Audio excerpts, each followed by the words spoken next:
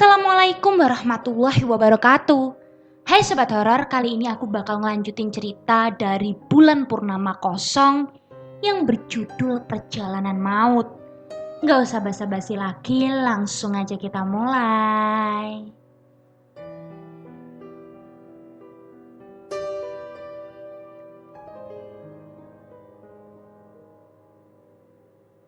Yusuf dan Laila masih tidak percaya dengan apa yang mereka dengar.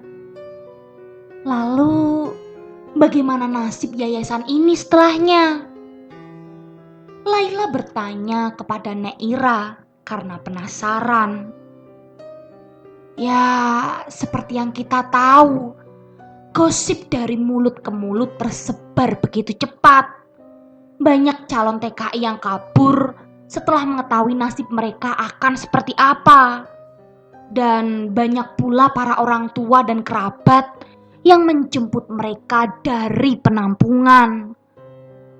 Cerita Nek Ira. Dan Mbah Putri, bagaimana dengan dia? Yusuf bertanya menimpali. Tak ada yang tahu nasib dia dan Sabto setelahnya. Setelah kejadian itu, Toha menghilang selama beberapa tahun. Nenek sudah mencari dia kemanapun, sudah lapor polisi, tapi hasilnya nihil. Lalu nenek ingat, nenek punya teman yang ngerti hal-hal seperti itu. Kamu pasti mengenalnya.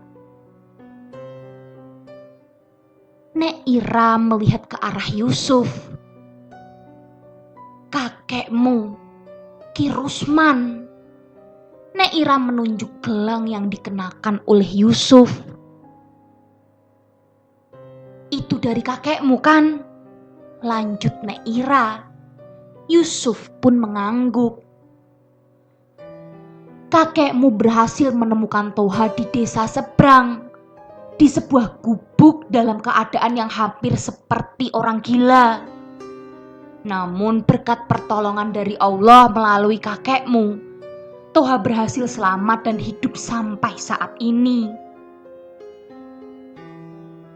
Cerita Nek Ira. Terus, kenapa Aini muncul di mimpi Yusuf, Nek? Laila kembali tak mampu menahan rasa penasarannya. Nek Ira diam dan melihat ke arah Yusuf. Karena aku yang menjadi saksi saat malam itu dia dijemput. Yusuf tertunduk dan membuat Nek Ira dan Laila saling memandang bergantian. Hening dan Yusuf mulai bercerita. Saya sedikit lupa, Nek, tapi sore itu saya pulang terlambat karena ada tugas OSIS. Dan saya melewati kelas 2 IPA 3. Saya lihat Budi dan Aini masih berada di kelas. Saya gak terlalu perhatiin, karena memang di kelas lain pun masih ada yang belum pulang. Saat hampir maghrib, hujan turun lumayan deras. Saya lalu memutuskan untuk pulang. Saat saya lari menuju halte bis, saya lihat Aini di sana.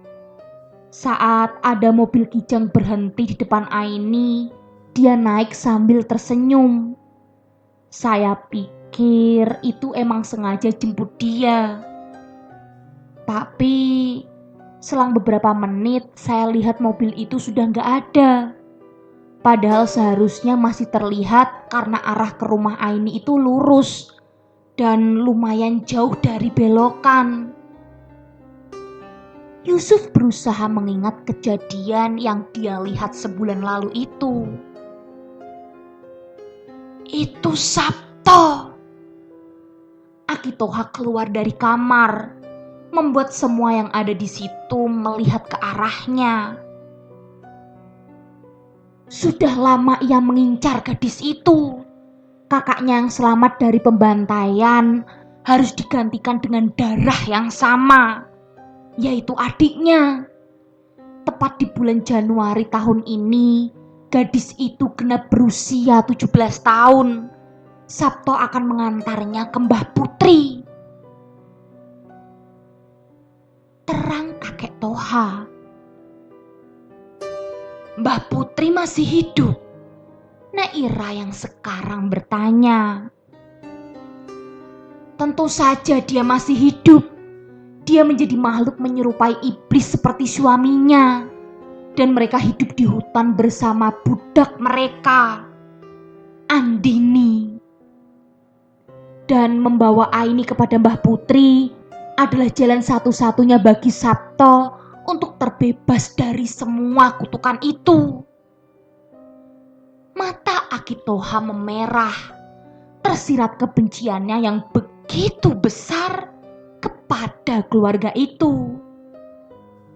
Lalu, apakah Aini bisa selamat, Ki? Tanya Yusuf. Saat ini mungkin masih. Ritual itu harus dilakukan di malam purnama. Terang Aki Toha. Besok lusa, ucap Nek Ira. Semua terdiam. Aki Toha berpikir lama. Aku harus menebus dosaku, Mbak.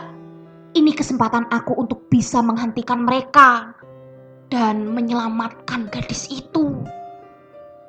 Aki menatap sendu ke kakaknya. Nek Ira diam. Dia sangat paham betapa menderitanya adiknya itu selama 7 tahun ini. Dihantui oleh iblis di setiap malamnya. Aku ikut, tegas Nek Ira. Saya juga. Yusuf tak mau kalah. Disusul Laila yang meminta ikut.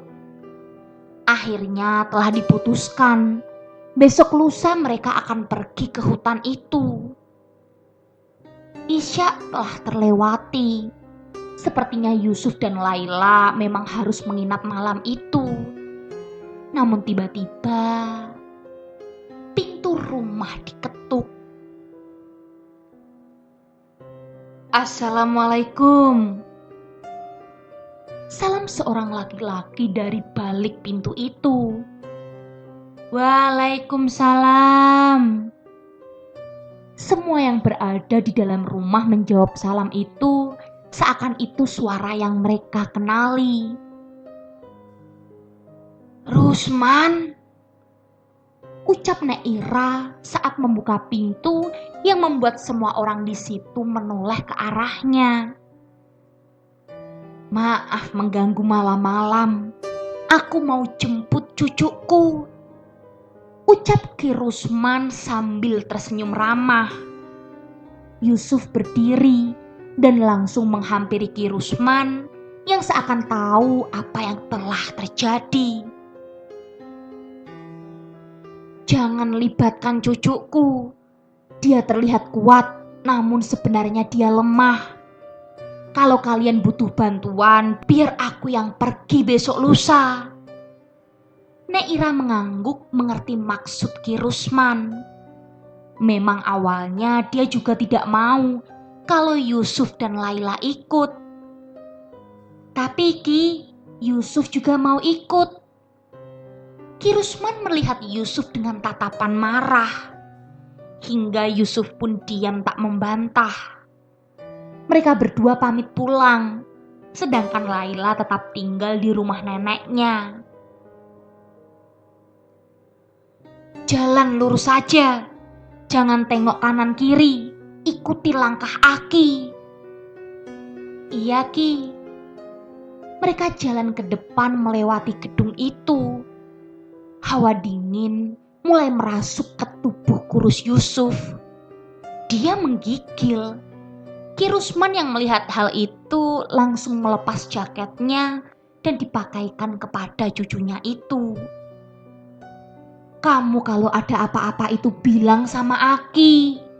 Jangan tiba-tiba menghilang dan ikut campur sama hal-hal seperti itu, ucap Aki Rusman. Iya Ki, jawab Yusuf singkat. Jalan menuju ke depan dirasakan sangat jauh oleh Yusuf. dia berjalan di belakang kakeknya.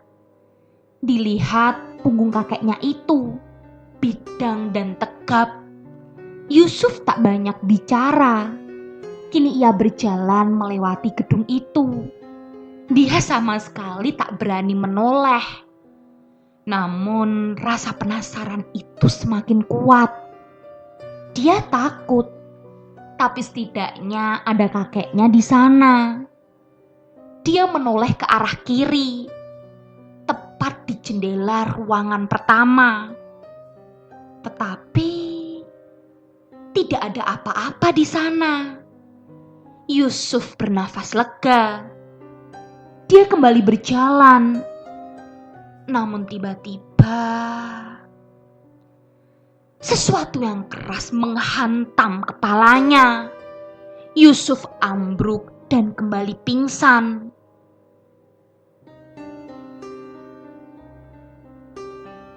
Tepat pukul 11 malam, pintu rumah Nek Ira kembali digedor. Semua orang terbangun dan bergegas menuju pintu depan. Saat Nek Ira membuka pintu dan betapa terkejutnya dia saat ia melihat Ki Rusman berdiri dengan nafas terenggah-enggah. "Di mana cucuku?" ucapnya dengan nada tinggi. Semua orang saling berpandangan. Sudah jelas-jelas mereka lihat dengan mata kepala mereka sendiri kalau Yusuf dijemput olehnya. Sialan!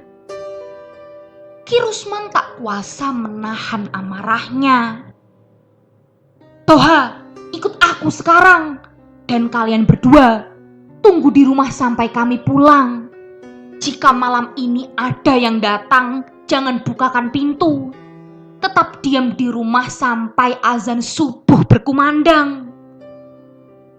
Nek Ira menyanggupi, seraya melihat dua orang itu pergi berlalu meninggalkan rumahnya. Mereka pergi mengendarai motor tua milik Ki Rusman. "Apa ini kerjaan Sabto, Ki?" tanya Aki Toha yang duduk di depan memegang kemudi motor. "Hah? Kamu ngomong apa? Aku gak kedengeran. Udah jalan saja, nanti ngobrolnya," teriak Ki Rusman dari belakang. Mereka sudah tahu kemana harus mencari Yusuf. Motor pun melaju semakin kencang menerjang gelapnya malam. 1 jam berlalu, masih belum sampai. 2 jam berlalu, masih setengah jalan. 3 jam berlalu, akhirnya mereka melihat jalan hutan itu. Ki Rusman dan Aki Toha turun dari motor dan mereka langsung berlari masuk ke dalam hutan. "Apa ini kerjaan Sabto, Ki?" tanya Aki Toha kembali. "Sepertinya kamu masih belum tahu. Sabto, dia sudah mati," terang Ki Rusman.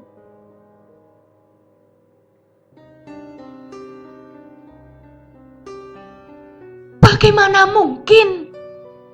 Aki Toha tak percaya.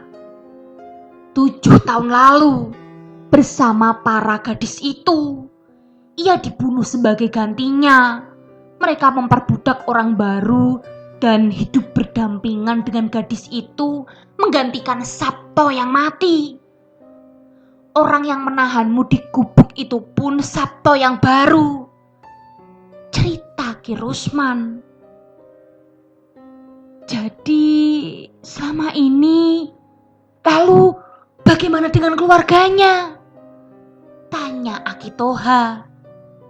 "Menurutmu, dia hanya punya anak perempuan. Dia hanya punya anak perempuan. Anak perempuan satu-satunya yang sedang sekarat. Apa kau pikir dia bisa bertahan selama 7 tahun sendirian?" Aki Toha tertunduk lemas. Ia tahu Sabto bersalah karena ikut terlibat, namun ia merasa iba dengan apa yang sudah menimpa sahabatnya itu. Mereka berjalan menyusuri hutan, sepi dan sunyi. Jam sudah menunjukkan pukul 2 dini hari, waktu di mana semua makhluk yang tertidur di siang hari terbangun.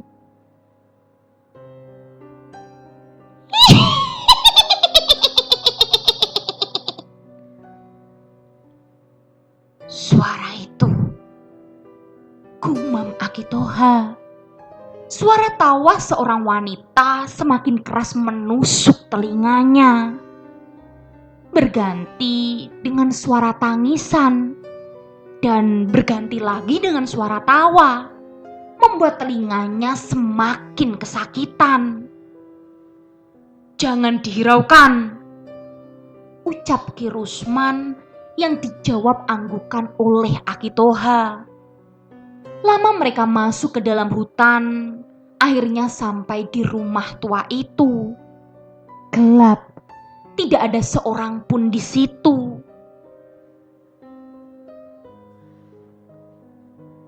Mereka berdua masuk. Akitoha tak kuasa menahan bau busuk yang langsung tercium dari dalam ruang tamu. Tulang belulang berserakan menambah kengerian tempat itu. Sepertinya tempat ini memang tak terjamah oleh manusia. Tak pernah ada yang masuk atau menemukan mayat-mayat ini. Mereka membawa gadis itu dan Yusuf ke alam mereka. Seharusnya aku datang lebih cepat. Anak itu lemah dari semenjak dia kecil. Ibunya saat ini pasti sangat cemas. Ki Rusman terus-menerus menyalahkan dirinya sendiri. Tak ada pilihan lain. Sekarang kita tunggu di sini sampai besok malam. Mereka berdua berjalan di luar, menunggu bulan purnama datang, berharap kedua anak itu bisa selamat. Malam yang ditunggu pun telah datang. Mereka bersiap pergi dari rumah itu dan bersembunyi di balik pohon besar.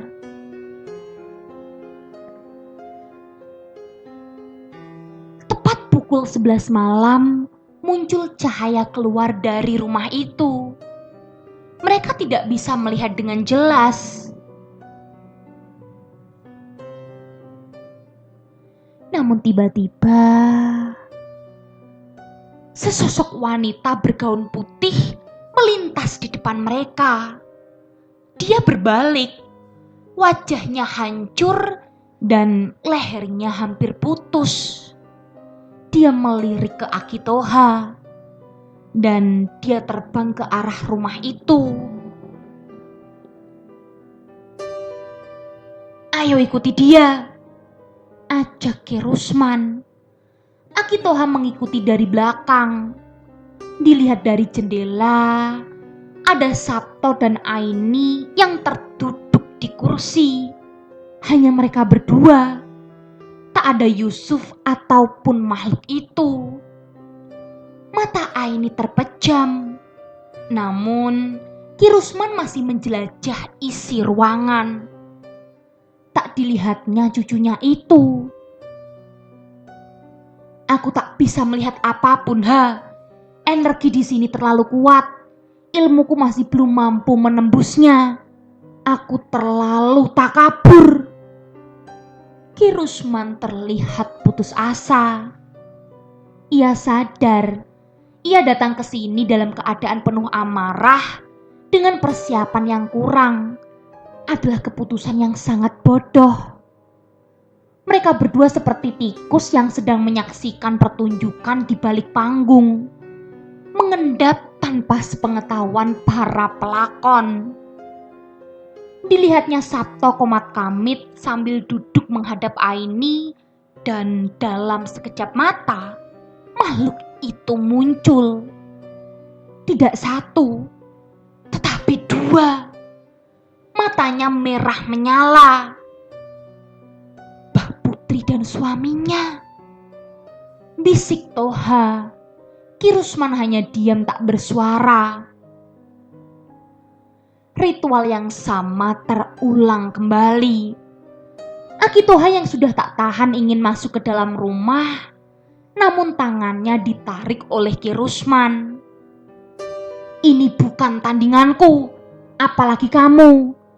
Nyawa gadis itu memang sudah ditakdirkan tak bisa selamat. Namun cucuku masih bisa kembali. Kita tunggu di sini sampai aku bisa melihat keadaan cucuku. Ki Rusman masih mencengkram tangan Toha dengan erat. Makhluk itu menghampiri Aini, membelai lembut rambutnya, dan darah keluar deras dari kuku yang tajam itu merobek leher Aini. Dihisap darah Aini, gadis yang malang itu sampai habis tak bersisa. Wajah cantiknya rusak tak berbentuk, mual dan ngeri bagi siapapun yang menyaksikan. Aini kini hanya tinggal sebuah nama yang nantinya akan menjadi sebuah cerita.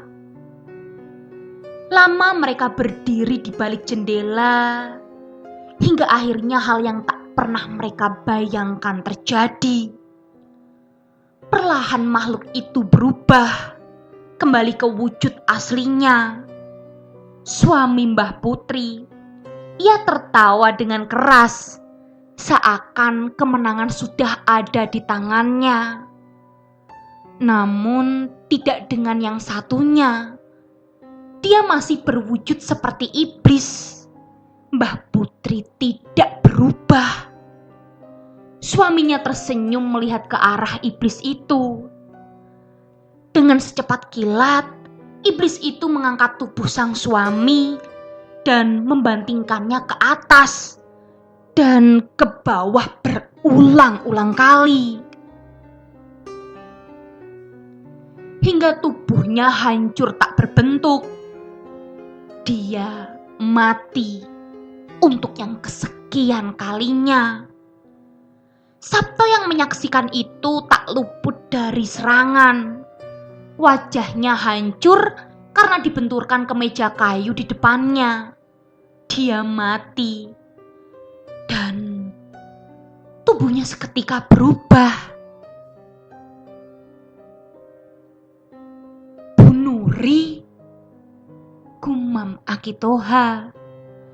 Iblis itu tertawa terbahak-bahak, seolah dialah pemenang yang sebenarnya. Dan perlahan iblis itu mulai berubah wujud menjadi seorang wanita berambut panjang terurai.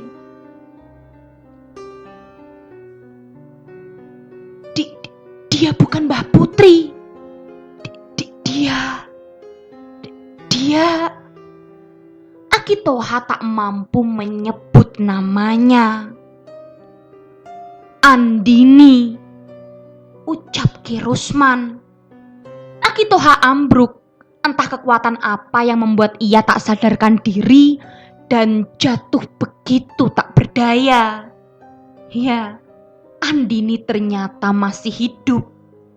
Dia bersemayam di tubuh iblis itu. Mbah Putri. Ternyata Mbah Putri, dia mati dibunuh suaminya sendiri. 7 tahun lalu, tepat ketika suara jeritan itu terdengar oleh Sabto dan Toha. Andini bukanlah gadis yang sama. Hidup dengan iblis membuatnya berubah menyerupai wujud mereka. Bahkan adik yang sangat dia sayang tak pernah lagi ada di benaknya. Nyawa adiknya ia rela korbankan untuk bisa menghirup udara kebebasan. Namun ia tak pernah menyadari iblis tetaplah iblis, apapun bentuknya. Kalau kau ingin cucumu kembali, jangan pernah ganggu aku, dan jangan pernah muncul di hadapanku. Andini melihat ke arah Ki Rusman dan bernegosiasi melalui tatapannya. Ki Rusman mengangguk setuju. Dia tahu kekuatannya tak cukup untuk melawan iblis itu. Temukan dia di antara batu di bawah pohon pinus. Dan Andini pun menghilang. Tak butuh waktu lama, Ki Rusman bergegas meninggalkan tempat itu. Ia menyeret Akitoha yang masih belum sadarkan diri. Dilaluinya hutan yang gelap itu dengan harapan cucunya bisa kembali pulang. Lama ia berjalan. Di setiap sela batu ia cari Yusuf. Tak kunjung ia temukan. Dia cari lagi dan lagi. Sampai dia tiba di tepi jalan hutan, tepat di mana ia memarkirkan motornya. Mentari mulai terbit dari ufuk timur. Akitoha mulai tersadar. Ia lihat Ki Rusman yang mulai kelelahan. Akitoha memanggilnya, namun tak ada suara yang keluar dari mulutnya.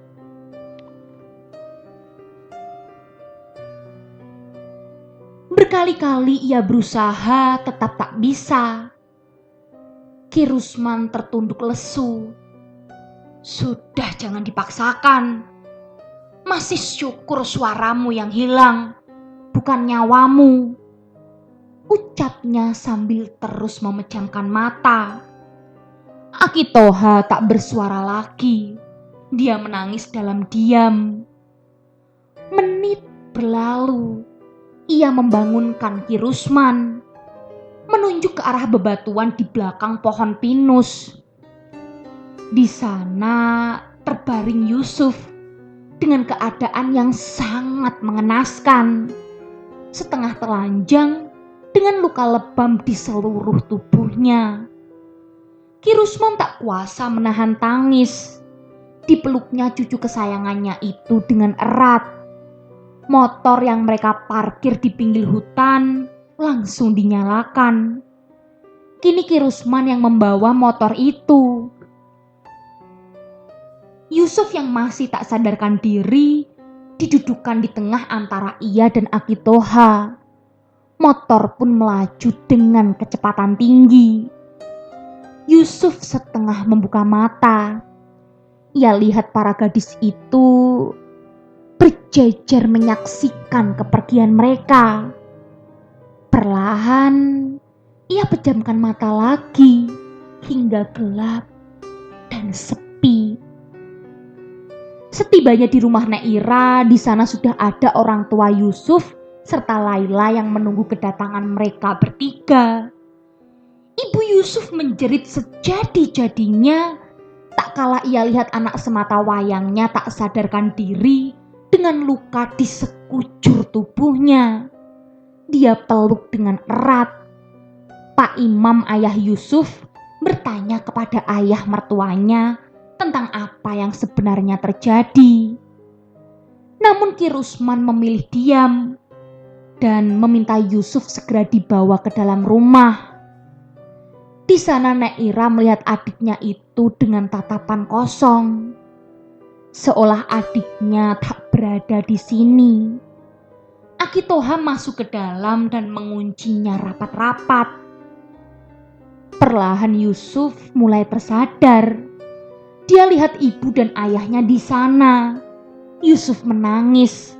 Dia menangis sejadi-jadinya. Tak ada satu kata pun yang keluar dari mulutnya selain tangisan itu.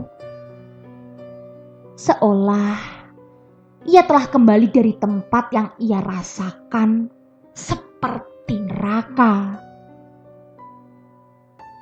Mei 2019. Om, ada korek? Tanya anak SMA itu tanpa basa-basi kepada seorang laki-laki yang duduk di halte bis. Dia hanya menggelengkan kepalanya sambil tersenyum. Dia kembali memainkan ponselnya, membuka menu yang sama berulang kali, sampai ia lihat ada notifikasi masuk.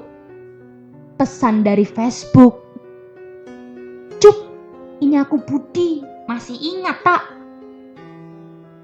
Dia lihat profilnya. Benar, itu adalah Budi, teman SMA-nya dulu, yang sempat pindah lagi saat mereka menginjak kelas 3.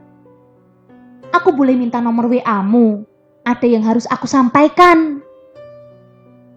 Budi menyisipkan emotikon yang sangat banyak, seakan ingin menunjukkan rasa bahagianya. Yusuf memberikan nomor WA dia dan selang beberapa menit, Budi menelpon. "Assalamualaikum Cup, apa kabarmu?" Suara Budi terdengar begitu bersemangat. "Waalaikumsalam, aku baik Bud, kamu bagaimana?" balas Yusuf. "Alhamdulillah aku juga baik. Aku ada kabar nih. Bulan depan tanggal 10 aku akan menikah. Kamu datang ya?" "Oh alah, selamat ya Bud. Siapa gadis yang katarak itu?" "Sialan kamu. Kalau kamu aku kasih tahu pasti gak percaya. Aku baru bertemu dengannya lagi tahun lalu," ucap Budi. "Siapa?"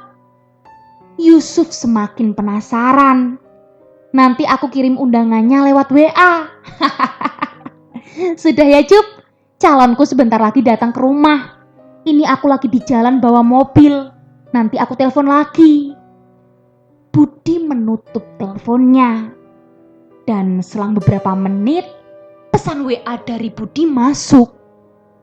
Perlahan Yusuf buka.